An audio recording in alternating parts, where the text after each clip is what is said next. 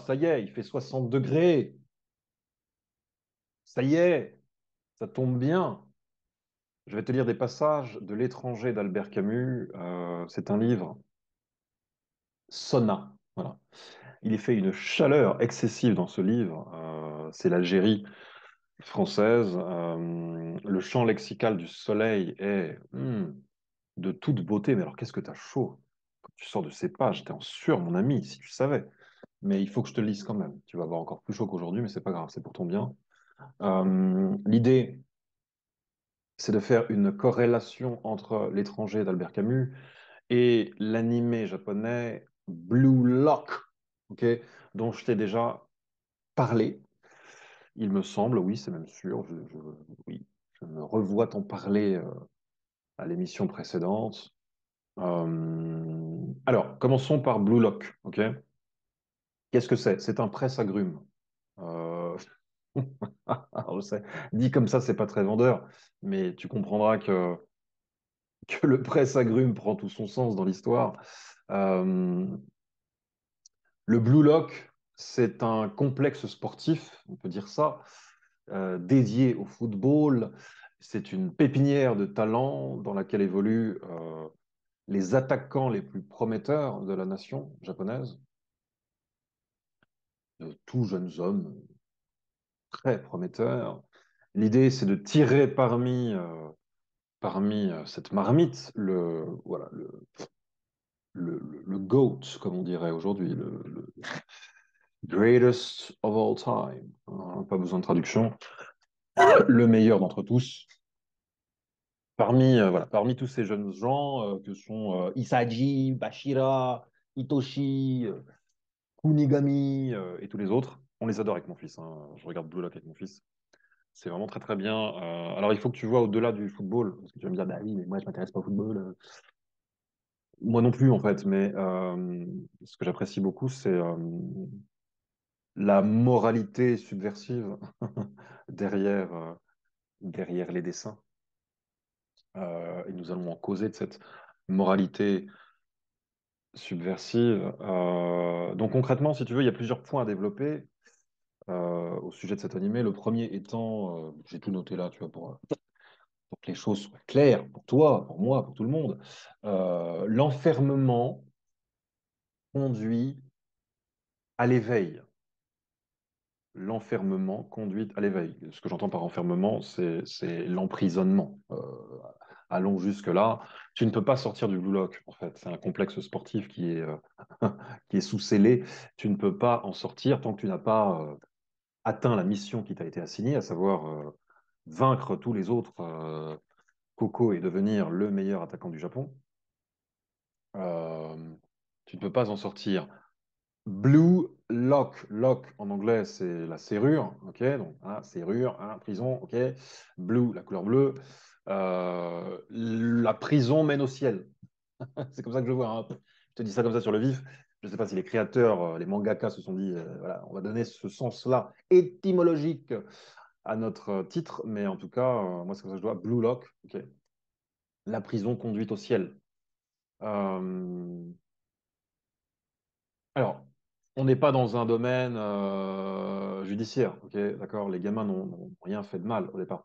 Au contraire, on les a recrutés pour leur talent. Ah, tant mieux. Mais ils ne peuvent pas voir leurs amis, leurs parents, leur famille, tout ça, c'est mort, ok? Tu restes au Blue Lock, il n'y a pas de fenêtre, tu passes tes jours et tes nuits au football, à consacrer ta vie au football, et on t'en demande pas plus, mais c'est déjà énorme. Euh, et cet enfermement, si tu veux, cette concentration de l'extrême conduirait à la transcendance, quoi, parce que finalement, c'est ça, l'éveil. Si je te parle d'éveil, c'est parce que les personnages emploient souvent ce mot. Ok, j'ai atteint l'éveil. Là, j'ai atteint l'éveil. Alors, ce qui est chouette, c'est que c'est pas un éveil longue durée. Tu vois ce que je veux dire, c'est qu'à un moment donné, t'as compris un truc, t'as le sentiment d'avoir atteint l'éveil, et puis 20 minutes plus tard, tu te croûtes. Voilà, lamentablement. Tu perds le match, etc. C'est une succession de matchs entre jeunes joueurs, ok? Et c'est à qui l'emportera. Il faut savoir que si tu appartiens à l'équipe qui connaît la défaite, mais que tu t'es illustré par ailleurs en marquant des buts, tu quittes cette équipe de ratés, si j'ose dire, pour intégrer l'équipe vainqueur. Ok. C'est la jungle, d'accord? C'est la jungle. Euh, alors, ce concept-là, il est chelou, tu me diras. Comment ça, si on me prive de liberté, je peux atteindre le meilleur de moi-même, le moi-même céleste, Blue Lock, ok? Bah exactement, si tu veux, comme Kobe Bryant l'a fait au basketball, tu vois. C'est un mec qui, alors, il jouait en équipe, évidemment. Il jouait collectif. Il jouait collectif, mais il était très loup solitaire dans sa mentalité, très, très Mamba, la fameuse mentalité Mamba, chère à Kobe Bryant, si tu veux, l'a rendu célèbre. Il se levait toujours avant tout le monde, il s'entraînait comme un taré, si tu veux, du matin au soir, que ses coéquipiers soient là ou pas, si tu veux, peu importe. Euh, il se devait d'atteindre l'excellence, d'être le meilleur joueur possible. Donc, tu vois, il y a quand même une mentalité très individualiste que préconise Ego Jimpachi, le fondateur du Blue Lock. Euh, L'individualisme forcené au sein d'une équipe, quoi. Puisque, comme je te l'ai dit, dans le Blue Lock, même si tu concours avec tes pairs, l'idée, c'est de tirer dans les pattes de tes pairs, parce qu'il ne peut y en avoir qu'un au sommet. D'accord? Selon Ego Jimpachi, qui est un jeune homme tout chelou avec des mains d'araignée, enfin des mains, on dirait des pattes d'araignée, et des petites binocles et une coupe de moine, selon lui, le Japon est desservi par son esprit collectif, d'accord? Sur le plan footballistique. Il est desservi par son esprit collectif. Ce qui lui manque, ce sont des attaquants de pointe, des mecs qui se la jouent solo, tout en faisant partie d'une équipe, si tu veux. Mais ils vont entraîner cette équipe à laquelle ils appartiennent vers les sommets, vers le bleu. D'accord?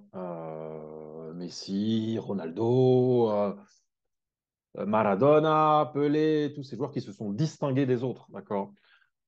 Ego rêve de cela pour le Japon. Bon, quand le football reste un sport collectif, et ce qui est intéressant, c'est que tu verras que les joueurs, finalement, en se tirant dans les pattes, vont, malgré eux, euh, entraîner l'équipe entière vers les hauteurs.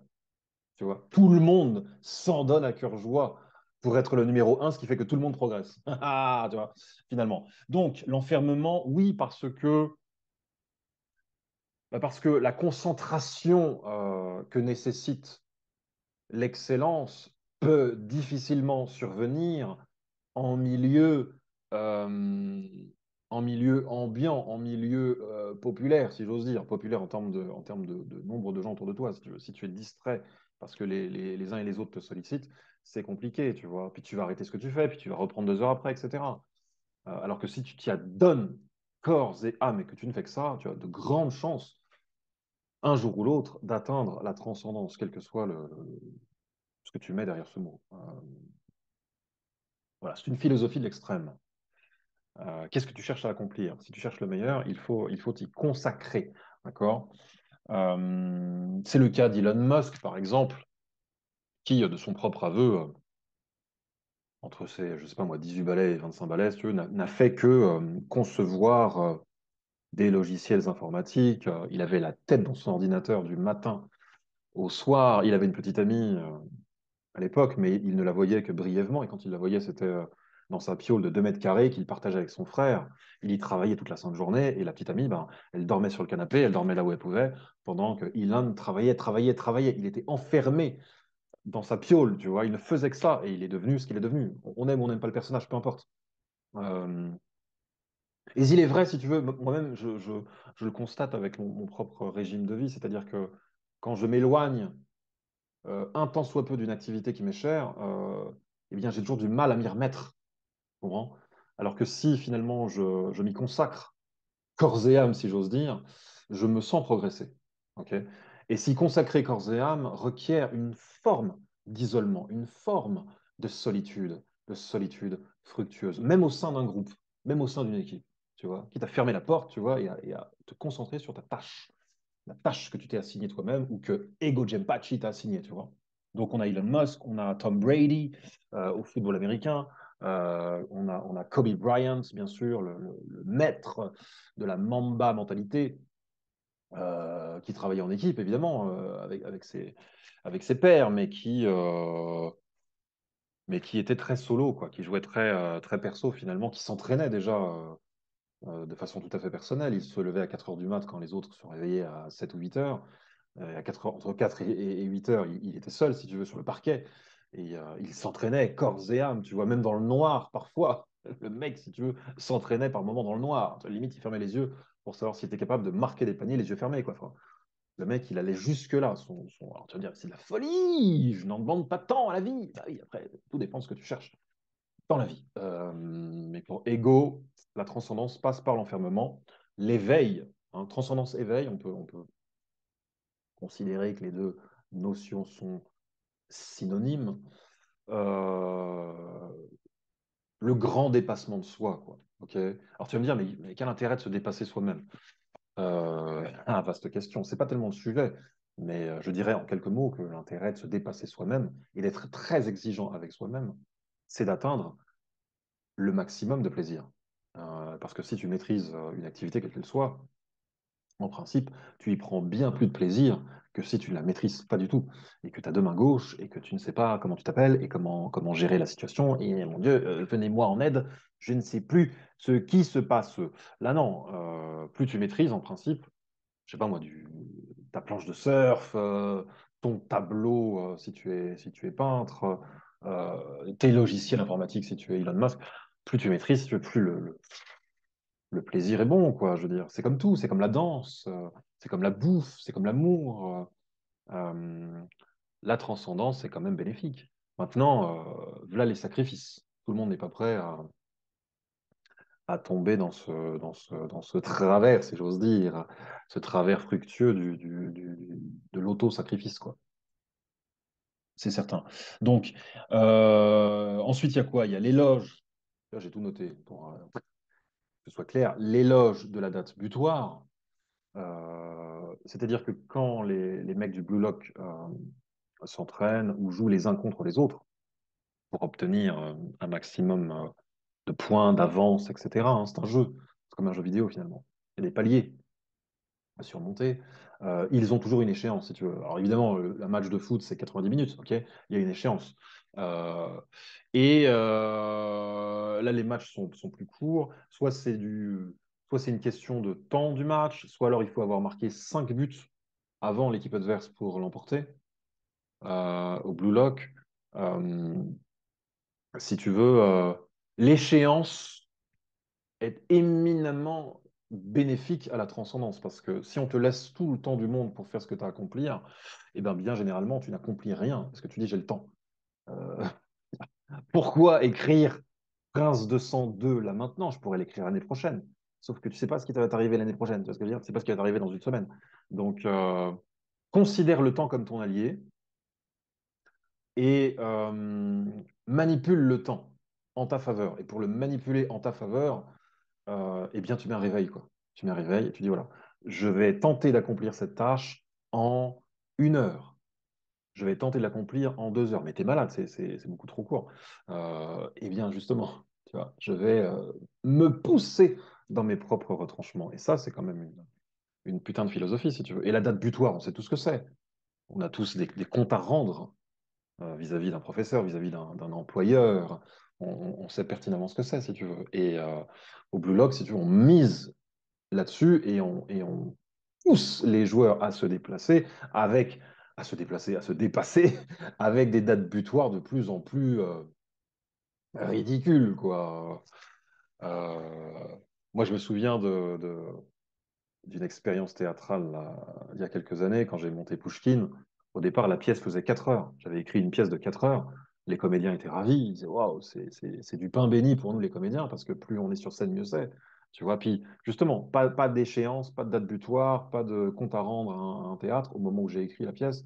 Et j'étais comme un poisson dans l'eau, tu vois, j'avais tout le temps du monde. Sauf que quand j'ai commencé à rencontrer les ténors, si tu veux, du barreau, si j'ose dire, les directeurs du théâtre, ils m'ont dit non, par contre, c'est beaucoup trop long, mon ami. Si tu joues chez nous, c'est 1 heure et quart, c'est pas 4 heures. Donc, tu nous feras le plaisir de réduire un maximum ta pièce ou de la faire exploser et d'en écrire une autre, comme tu veux, mon ami. J'ai dit, OK, je vais conserver cette pièce parce que cette thématique me tient à cœur, ce personnage de Pouchkine me tient à cœur, donc je vais m'atteler à réduire la pièce à son essence, quoi. Je vais en extraire l'essence de rose, tu vois, c'est un peu ça. Quand je te dis presse-agrumes tout à l'heure, le pressoir qui nous permet d'atteindre l'excellence, il était là. Les directeurs de théâtre me l'ont offert. Au départ, les comédiens, je disais, mais non, attends, mais t'es malade, c'est pas possible, machin. Puis nous, on aimait la pièce de 4 heures, tu vois. Nous, on kiffait ça.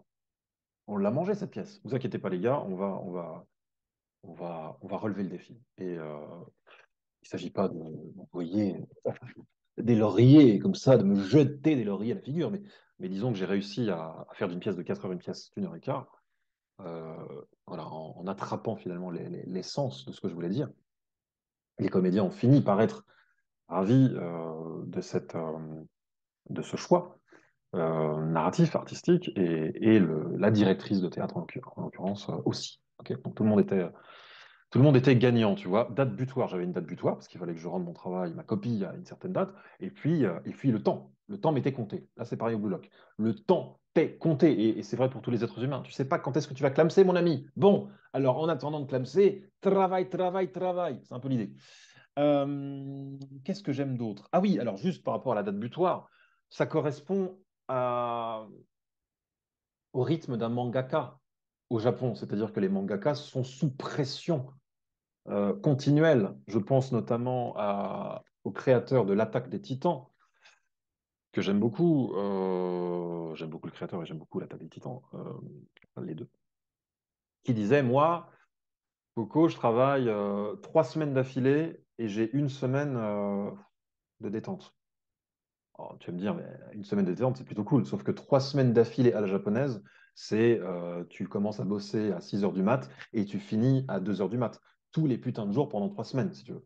C'était le régime de l'auteur de l'Attaque des Titans. Je me souviens plus de son nom.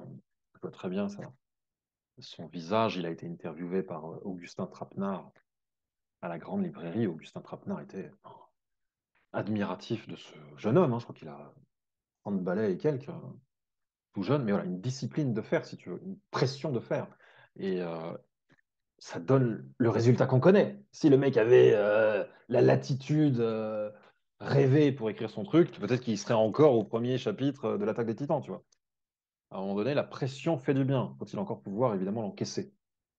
Mais ça se travaille, c'est pas inné. Voilà. Donc t'inquiète pas, si tu penses que tu peux pas le faire, moi je te dis que tu peux le faire. Euh, Donc, l'enfermement mène à l'éveil, l'éloge de la date butoir, ça c'est dit, de l'heure fatidique. Euh, le monstre en soi, ça c'est une grande thématique de Blue Lock, le monstre en soi. Les mecs sont des individualistes forcenés. Le Blue Lock est composé d'attaquants, et uniquement d'attaquants. Les attaquants sont les joueurs phares dans une équipe de foot, si tu veux. Ok, donc il y a l'ego qui joue en ligne de compte, c'est moi qui marquerai des buts, non, c'est pas toi, etc. C'est moi la star, non, c'est pas toi, c'est moi, etc. Ok. Et ça fait de ces mecs-là des monstres en puissance, si tu veux, qui sont prêts à écraser les autres pour obtenir gain de cause. Écraser, en l'occurrence, leurs coéquipiers. Ok. Ils sont en concurrence avec les coéquipiers, avec les adverses. Les adversaires. Ok. Euh, Le monstre en soi, je développerai cette notion de façon plus extensive parce que j'ai beaucoup de choses à en dire, mais ce que je peux déjà te dire au sujet de la série, c'est que il s'agit de dévorer le jeu de l'autre. Euh, Tu admires l'autre, ton rival, tu l'admires. Le mec, il joue mieux que toi, ok? Mais plutôt que d'être un rageux qui va dire ah machin, ce mec-là, je ne peux pas le voir en peinture, tu vas chercher à t'approprier ses qualités. Et ça, c'est fort. Ça, c'est très fort. Plutôt que de rester dans ta posture de frustré, hein, machin, pourquoi est-ce que je suis pas aussi doué que lui? Non, tu vas étudier son jeu, comme le fait Isachi, le héros de Blue Lock, et tu vas chercher à t'approprier les qualités de ce personnage, de ce joueur. Je trouve ça génial. Je trouve ça génial, tu vois. Mon fils me parle souvent de football, puisqu'il est très footeux, et à l'école, il joue constamment au football. Durant les récrés, il me dit ah, ce joueur-là, ce petit joueur, hein, ils ont 9 ans, je l'ai battu, lui, je l'ai battu, etc. Et voilà, souvent, ouais, il roule un peu des mécaniques. Et je lui dis c'est bien, je te sens progresser, on a joué ensemble, je sens que tu progresses. Maintenant, attaque-toi, si j'ose dire, aux gamins plus doués que toi. Tu vois? Pour en tirer bénéfice. Tu me parles d'un tel, voilà, cherche à te frotter à eux, à jouer contre eux. Euh, Évidemment, sous réserve de l'emploi du temps qui est le vôtre, la cour de récréation se partage, etc. Je sais que c'est pas forcément évident, mais aie cette démarche-là. Si tu veux vraiment progresser, frotte-toi au meilleur de la discipline. Et je dois dire qu'il m'a écouté. Il m'a dit, ouais, ça fait sens, tu vois. C'est moins évident que de s'attaquer à des gamins plus faibles. Bien sûr, ça flatte moins l'ego, mais c'est nécessaire si tu veux progresser. Alors dans Blue Lock, on parle de dévoration. Les termes sont spectaculaires. Tu dévores le jeu de l'autre. euh, Tu en deviens un monstre, quoi. Un monstre d'avidité, tu comprends? Et c'est ça qui est positif. Il ne s'agit pas d'écraser les autres, non. Il s'agit de leur pomper la substantifique moelle, quoi. C'est un peu l'idée, comme un vampire le ferait, hein. Quoi d'autre? Ouais, c'est comme... alors, à un niveau beaucoup plus sordide, tu me diras, mais encore une fois, il faut chercher à tirer l'essence de la rose de ce que je te raconte. C'est dans Tokyo Ghoul, qui est un autre animé très, très spectaculaire que j'aime beaucoup. Le héros, Ken Kaneki, se fait torturer par une espèce de yakuza surnaturel, sadique, barjot, voilà, Yamori. Et on souffre évidemment pour le pauvre Ken Kaneki, si tu veux, qui en passe par des vertes et des pas mûres. Sauf qu'à un moment donné, il réussit à prendre le dessus sur son tortionnaire et à le bouffer d'une certaine manière. Et en le bouffant, il acquiert la puissance de ce yakuza surnaturel, chelou, sordide. Tu vois, il acquiert sa puissance. Ce qui fait de lui un personnage d'autant plus substantiel. Il n'en est pas moins bon et généreux. Il conserve ses qualités d'origine, mais aux côtés de ses qualités d'origine vient se greffer l'esprit combatif qui lui manquait, tu vois, l'esprit prédateur qui lui manquait pour atteindre ses objectifs. Quand on dit que le monde est une jungle, c'est pas complètement faux. Parce que à un moment donné, il faut pouvoir relever la tête et bomber le torse. Quitter la posture de la victime, quoi. Enfin, je crois qu'on est d'accord là-dessus. Ok. Se réarmer d'une volonté de faire. Et c'est ce que fait Ken Kaneki, tu vois. Et ses cheveux en blanchissent. À compter du moment où il bouffe Yamori, si tu veux, ses cheveux deviennent blancs. Pourquoi blancs? Alors, c'est mon interprétation. Parce que il acquiert une forme de sagesse. Il acquiert une forme de clairvoyance. La clairvoyance que l'on attribue aux anciens, ceux qui savent, tu vois. T'imagines Merlin, t'imagines Gandalf. Voilà, ils n'ont pas les cheveux noirs. Ils ont vécu, ils ont du vécu.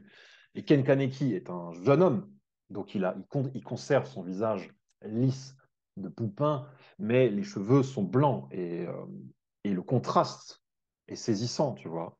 C'est le jeune vieux, quoi.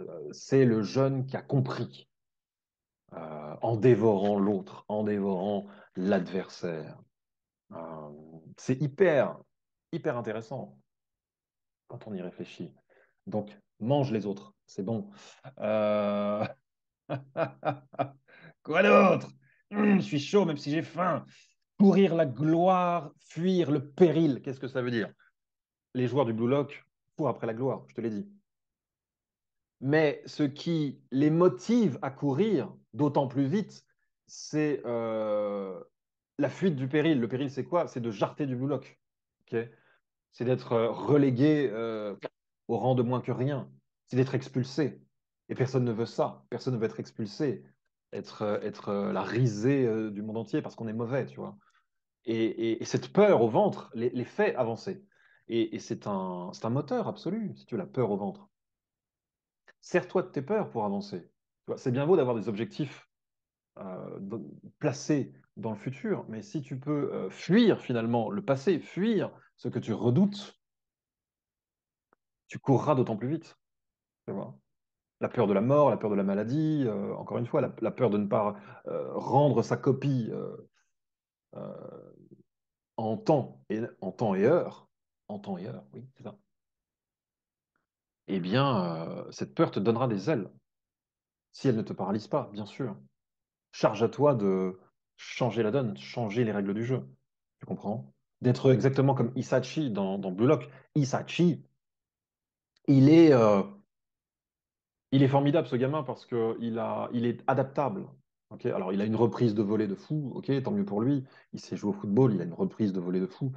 Euh, mais il est surtout adaptable, tu vois. À chaque fois, c'est un animé, tu vois, donc t'imagines que c'est très, très, très visuel. Euh, quand il a le sentiment d'être un moins que rien, d'être un pourri, euh, il se décompose. On voit que son corps n'est formé que de pièces de puzzle. Et les pièces de puzzle se décomposent littéralement. Et quand finalement, une idée lui vient, le puzzle se recompose. Tu vois? Et j'aime bien cette image-là. Ça y est, j'ai compris. Je suis de nouveau en pleine possession de mes moyens. Je trouve ça beau, très beau, tu vois. Et c'est la fuite du péril qui le fait avancer d'autant plus vite. Donc, trouve ce qui te fait peur et recompose ton puzzle autour de la peur.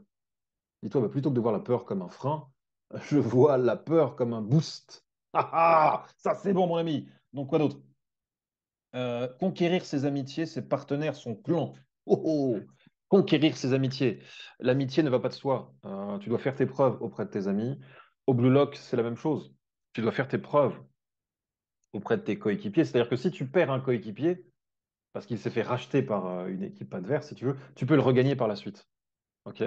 Tu n'as pas le choix, tu n'as pas d'autre choix que de laisser partir un coéquipier qui s'est fait racheter, si j'ose dire, par une équipe adverse. Ok. Maintenant, tu as bon espoir de le retrouver plus haut dans la compétition et de le prendre sous ton aile. C'est ce qui se passe entre Bashira et Isaji. Isaji, le héros, donc, perd Bashira, qui est son binôme. Un mec, tu verrais les dribbles de Bashira, c'est un danseur sur le terrain, tu vois. C'est Fred Astaire. Fred Astaire avec une coupe de moine, des cheveux blonds derrière et bruns devant. Bashira et ses grands yeux de bébé. Euh, il s'agit l'aime beaucoup, mais à un moment donné, il s'agit le père. Voilà, ok. Et charge à lui de le récupérer, tu vois. Rien n'est dû. On ne te doit rien au Blue Lock. Tu dois faire tes preuves constamment, même jusque dans l'amitié. Tu veux récupérer ton pote, travaille mon ami, et tu le récupéreras. Travaille à le récupérer. En gagnant, en gagnant, tout simplement. C'est très énergisant comme animé. C'est très énergisant. Ok. Donc, qu'est-ce que je peux te dire? Est-ce qu'on peut considérer que cet animé est un modèle d'éducation à suivre? C'est du oh là là, c'est extrême quand même, parce qu'on ne va pas éduquer nos gamins comme les gamins du Blue Lock sont éduqués, si tu veux, c'est beaucoup trop extrême. Il va y avoir beaucoup trop de casse. Tout le monde n'a pas la mentalité de Isaji, ou de Bashira, ou de Kunigami, tu vois? Et l'échec fait peur, très peur, très très peur. Et puis déstabilise complètement. Ouais, c'est vrai, c'est vrai. Moi, comme je te l'ai dit, je suis obsédé par l'idée de transcendance. Euh, Ça n'est pas simple que de chercher à atteindre le meilleur de soi-même, mais pour moi, c'est une condition sine qua non à la joie de vivre. Ok. Et si on pouvait donner ne serait-ce qu'un peu de cela à nos gamins, un peu de cet esprit-là, sans chercher à les casser encore une fois, hein, mais au contraire, en cherchant à les motiver, à les surmotiver pour atteindre leurs objectifs, quels que soient les objectifs. Alors, je pense que l'éducation nationale aura fait un grand pas vers le soleil. Hé, hé, le soleil d'Algérie, le soleil d'Albert Camus. Après, on sait aussi que le modèle, enfin, je crois savoir, attention, j'ai jamais mis les pieds au Japon, ça reste un rêve, je crois savoir que le modèle éducatif japonais éprouve des démangeaisons à faire de ses élèves des attaquants de pointe, si j'ose dire. et que ces démangeaisons-là conduisent à beaucoup de souffrance. Le suicide, l'isolement, l'aliénation d'une certaine partie de la jeunesse japonaise, si tu veux, est aussi due, je pense, à ce système de presse-agrumes. Euh, c'est vrai, c'est vrai. C'est peut-être pas fait pour tout le monde, d'accord? Donc moi, je te dis ce que j'en pense. Moi, je trouve ça très positif, mais j'admets que ça n'est peut-être pas fait pour toutes les sensibilités. Charge à toi de voir ce que tu peux en tirer. Comment est-ce que tu peux recomposer ton puzzle personnel, existentiel, autour de cette idée de transcendance, d'auto-sacrifice et de dépassement de soi. C'est toi qui vois. Donc, pour faire le lien avec notre ami Meursault, Meursault, le héros de L'étranger d'Albert Camus, je l'ai lu en 2 jours. Je ne l'avais pas lu. Je connaissais évidemment de nom, mais de réputation. Monsieur Camus, ce n'est pas n'importe qui quand même. Mais je n'avais jamais lu L'étranger. Ce qui m'a donné envie de le lire, c'est de savoir qu'un mangaka allait adapter L'étranger en manga. Ok. Ce mangaka, je te retrouverai son nom, ou pas d'ailleurs, a eu la bénédiction de la famille Camus pour écrire une adaptation de L'étranger en manga. Et quand j'ai eu l'information, je me suis dit, bah tiens, je vais commencer par lire le travail d'origine et ensuite m'intéresser au manga. Donc j'ai lu L'étranger en 2 jours, hein, comme tu l'as vu, c'est très très court. Et alors la philosophie de l'étranger, si tu veux, c'est tout à fait l'inverse de ce que je viens de te raconter au sujet de Blue Lock. L'étranger, c'est quoi?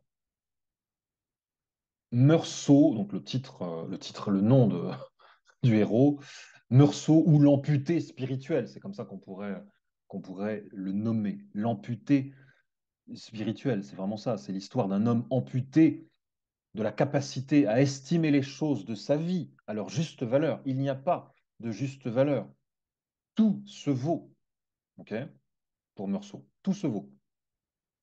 Pour les joueurs du Blue Lock, je te l'expliquais, il y a un sommet à atteindre par opposition au bas-fond de la médiocrité. Entre le sommet et les bas-fonds, il n'y a rien. Micro-société de l'extrême. À l'inverse, pour Meursault, tout se vaut. Il n'y a ni sommet, ni bas-fond, ni rien de distinctif. La vie, si tu veux, n'est qu'un agrégat d'éléments indifférenciés. Puisque tout se vaut, rien n'a d'importance. Puisque rien n'a d'importance, il en devient étranger à tout, le Meursault. Il n'est concerné par rien, d'où le titre, l'étranger. Tu comprends?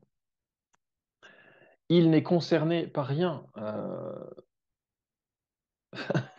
C'est quand même dingue, tu vois. En l'occurrence, il n'est pas concerné par la mort de sa mère. Le livre s'ouvre sur la mort de la mère du héros. Visiblement, ça ne l'affecte pas, tu vois. Il n'en éprouve ni chaud ni froid. Il ne se sent pas concerné par la demande en mariage de Marie, sa petite amie, Marie, euh, dont il raffole du sourire, des seins et des robes estivales, tu vois. Mais quand elle lui dit, ben écoute, on pourrait se marier, qu'en penses-tu? Je t'aime, tu m'aimes, pourquoi ne pas sauter le pas? À l'époque, le mariage, c'était important, hein. Nous sommes dans les années de l'Algérie française, à l'époque de l'Algérie française. Ok. Et Meursault répond à Marie, déjà, je sais pas si je t'aime. Il est très cash, pas de souci. Je sais pas si je t'aime. Et puis en plus, le mariage, ben ouais, si tu veux. Ça, il lui répond, ouais, si tu veux. Et alors il dit, mais comment ça, si je veux? Enfin, est-ce que tu en as envie? Bah, ouais, ouais, ça veut pas dire grand-chose, mais ouais, si tu veux. Ah, Marie, elle se dit, mais attends, mais elle réfléchit 2 minutes, elle se dit, mais est-ce que tu tiendrais le même discours à une autre femme, à une femme que tu aimes aussi bien que tu m'aimes moi? Meursault lui répond, bah ouais. Finalement, toi ou une autre, peu importe. Donc, pas concerné par la Marie, pas concerné par la mort de sa mère, pas concerné par son patron qui lui dit, écoute mec, là on vit en Algérie française, mais tu pourrais aller travailler en France métropolitaine, tu pourrais travailler pour notre société en France métropolitaine. Ouais, si tu veux, pourquoi pas. l'Algérie française ou la France métropolitaine, ouais, peu importe. Tout se vaut. Tu vois, il n'est pas concerné par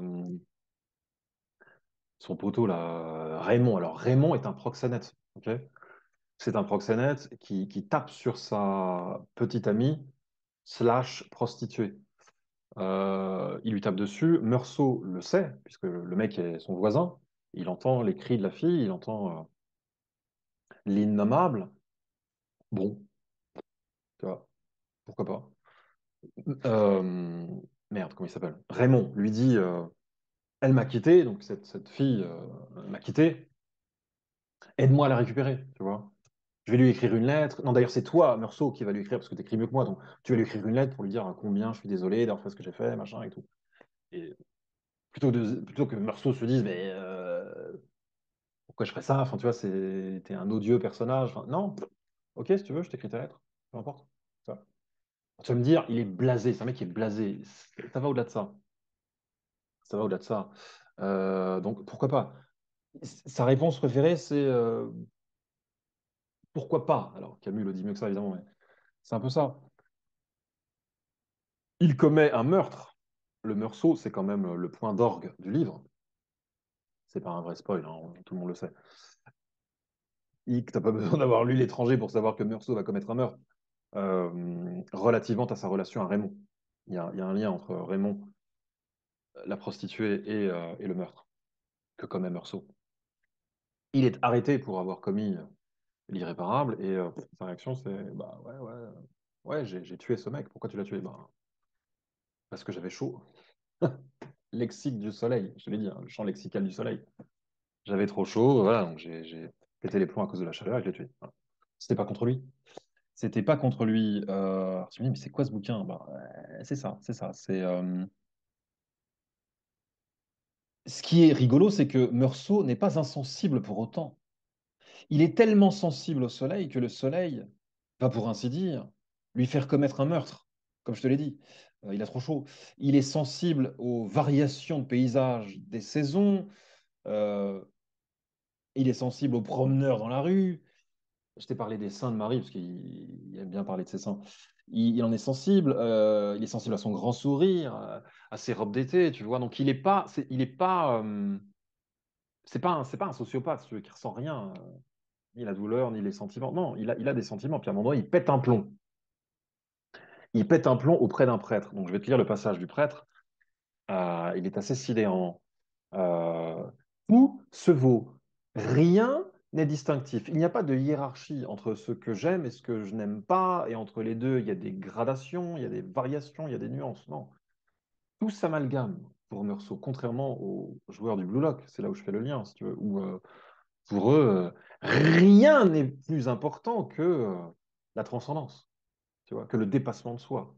Tu vois. Je consacre toute ma vie au dépassement de soi, si tu veux. Et si j'échoue à la tâche, eh bien, j'en meurs, quoi, d'une certaine manière. C'est la mort symbolique ou la mort physique du personnage. Meursault, tout lui est égal. Sauf à un moment donné, cette discussion qu'il a avec un prêtre. Le prêtre, si tu veux, quand il est en prison pour avoir commis l'irréparable, vient le voir en cellule pour chercher à le comprendre, à l'absoudre même. Et voilà ce qui se passe. Écoute ça. Donc c'est Meursault qui parle. Alors je ne sais pas pourquoi, il y a quelque chose qui a crevé en moi. Je me suis mis à crier à plein gosier et je l'ai insulté. Et je lui ai dit de ne pas prier. Je l'avais pris par le collet de sa soutane. Là, tu vois, il s'énerve. Je déversais sur lui tout le fond de mon cœur avec des bondissements mêlés de joie et de colère. Il avait l'air si certain, n'est-ce pas? Pourtant, aucune de ces certitudes ne valait un cheveu de femme. Il n'était même pas sûr d'être en vie puisqu'il vivait comme un mort. Moi, j'avais l'air d'avoir les mains vides, mais j'étais sûr de moi, sûr de tout, plus sûr que lui, sûr de ma vie et de cette mort qui allait venir. Oui, je n'avais que cela. Mais du moins, je tenais cette vérité autant qu'elle me tenait. J'avais eu raison, j'avais encore raison, j'avais toujours raison. J'avais vécu de telle façon et j'aurais pu vivre de telle autre. Tu vois, tout se vaut. J'avais fait ceci et je n'avais pas fait cela. Je n'avais pas fait telle chose alors que j'avais fait cette autre. Et après? C'était comme si j'avais attendu pendant tout le temps cette minute et cette petite aube où je serais justifié. Rien n'avait d'importance et je savais bien pourquoi. Lui aussi savait pourquoi.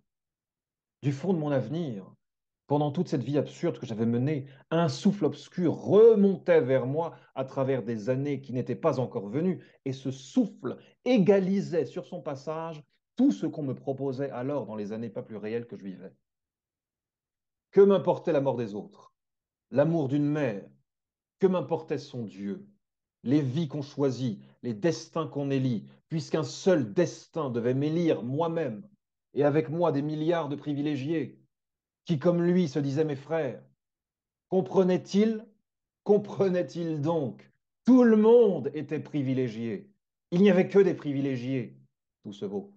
Les autres aussi, ou les condamnerait. Pardon. Les autres aussi, on les condamnerait un jour. Lui aussi, le prêtre, on le condamnerait. Qu'importait si, accusé de meurtre, il était exécuté pour n'avoir pas pleuré à l'enterrement de sa mère. Le chien de Salamano valait autant que sa femme. La petite femme automatique était aussi coupable. Non, la petite femme automatique était aussi coupable que la Parisienne que Masson avait épousée ou que Marie qui avait envie que je l'épouse. Qu'importait que Raymond fût mon copain autant que Céleste qui valait mieux que lui. Qu'importait que Marie donnât aujourd'hui sa bouche à un nouveau morceau. Comprenait-il donc ce condamné et que du fond de mon avenir, j'étouffais en criant tout ceci, mais déjà on m'arrachait l'aumônier des mains et les gardiens me menaçaient. Lui cependant, le prêtre, les a calmés et m'a regardé un moment en silence. Il avait les yeux pleins de larmes. Il s'est détourné et il a disparu. Lui parti, j'ai retrouvé le calme. Oh, c'est très bien écrit, hein. Je vais te lire un autre passage, le fameux passage relatif au champ lexical du soleil. Oh là là, hum. C'est un roman qui donne chaud, tu sais. Le personnage a beau être complètement éteint, le roman te donne chaud et te fait mettre en perspective tout ce que j'ai dit au préalable sur le sens que tu accordes à ta propre vie. Euh, Meursault n'accorde aucun sens à sa vie. Il n'est pas suicidaire pour autant, mais tu l'auras compris, tout se vaut. Alors, toi, mon ami, où est-ce que tu te situes dans l'équation? Est-ce que tu es plutôt un Meursault, moins le meurtre, j'espère, ou est-ce que tu es plutôt un joueur du Blue Lock, un forcené de l'éveil? Charge à toi de me répondre, mon ami. Bon, je vais les bouffer parce que t'es sympa, mais voilà. Voilà ce que j'ai découvert récemment. Je voulais te le partager. Et puis, je te ferai part de mes autres découvertes. J'ai découvert des telenovelas. Je suis à fond dans les telenovelas du Mexique, de Colombie en ce moment. Il y a le film avec Virginie Efira, que j'aime beaucoup. Qu'est-ce que j'aime cette actrice? Oh, elle est chouette, avec ses jolis yeux noisettes. Là, elle est chouette. Elle joue bien. Elle joue très très bien. Elle est d'une sobriété solaire, cette fille. J'aime beaucoup son jeu d'actrice. Je l'ai vue dans ce film avec Romain Duris, Bojangles. Elle est superbe. Elle joue une femme qui perd pied, qui perd la raison. Et dans ce film, L'amour et les forêts, avec Melville Poupeau, elle joue, elle joue une femme qui perd pied également, tu vois. Ça lui va bien, je pense. Elle sait très bien les mettre en valeur, ces femmes-là. Une femme qui perd pied dans son mariage, hein, un mariage abusif. Voilà, donc je navigue entre différentes petites îles culturelles comme ça, et ça me fait du bien. Un Jean-Claude, ouais, tu vas la fermer. Bah oui, une seconde, sois pas vulgaire, s'il te plaît. Tu vois, on te voit mal à l'écran, tu passes mal à l'écran, laisse tomber, t'es brillant comme tout. Regarde comme je suis beau, moi. Hein. Hmm. Je l'ai accompagné jusqu'au cabanon et pendant qu'il gravissait l'escalier de bois, je suis resté devant la première marche, la tête retentissante de soleil. Découragé devant l'effort qu'il fallait faire pour monter l'étage de bois et aborder encore les femmes. Mais la chaleur était telle qu'il m'était pénible aussi de rester immobile sous la pluie aveuglante qui tombait du ciel. Rester ici ou partir, cela revenait au même. Au bout d'un moment, je suis retourné vers la plage et je me suis mis à marcher.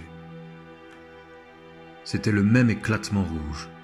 Sur le sable, la mer haletait de toute la respiration rapide et étouffée de ces petites vagues. Je marchais lentement vers les rochers et je sentais mon front se gonfler sous le soleil. Toute cette chaleur s'appuyait sur moi et s'opposait à mon avance. Et chaque fois que je sentais son grand souffle chaud sur mon visage, je serrais les dents, je fermais les poings dans les poches de mon pantalon. Je me tendais tout entier pour triompher du soleil et de cette ivresse opaque qu'il me déversait.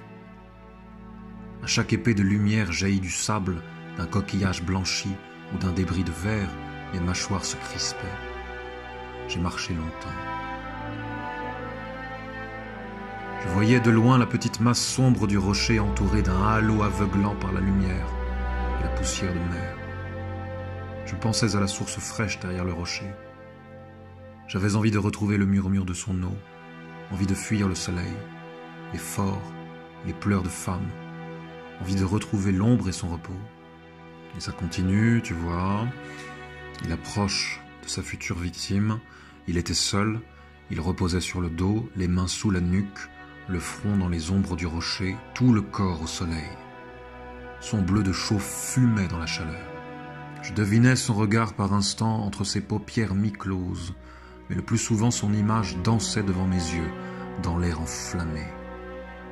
Le bruit des vagues était encore plus paresseux, plus étal qu'à midi. C'était le même soleil, la même lumière sur le même sable qui se prolongeait ici. Il y avait déjà 2 heures que la journée n'avançait plus, 2 heures qu'elle avait jeté l'ancre dans un océan de métal bouillant. Et ça continue. La brûlure du soleil gagnait mes joues et j'ai senti des gouttes de sueur s'amasser dans mes sourcils.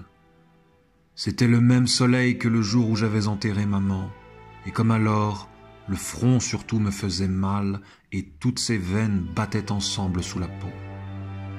À cause de cette brûlure que je ne pouvais plus supporter, j'ai fait un mouvement en avant. Je savais que c'était stupide, que je ne me débarrasserais pas du soleil en me déplaçant d'un pas. Mais j'ai fait un pas, un seul pas en avant. Et ça continue, tu vois, un peu plus loin. La victime va sortir son couteau, voilà, qu'il m'a présenté dans le soleil. La lumière a giclé sur l'acier et c'était comme une longue lame étincelante qui m'atteignait au front. Au même instant, la sueur amassée dans mes sourcils a coulé d'un coup sur les paupières et les a recouvertes d'un voile tiède et épais. Mes yeux étaient aveuglés derrière ce rideau de larmes et de sel. Je ne sentais plus que les cymbales du soleil sur mon front et indistinctivement, le glaive éclatant jaillit du couteau toujours en face de moi. Cette épée brûlante rongeait mes cils et fouillait mes yeux douloureux. C'est alors que tout a vacillé. La mer a charrié un souffle épais et ardent. Il m'a semblé que le ciel s'ouvrait sur toute son étendue pour laisser pleuvoir du feu. Et ça continue un peu plus loin. J'ai secoué la sueur et le soleil. J'ai compris que j'avais détruit l'équilibre du jour, le silence exceptionnel d'une plage où j'avais été heureux.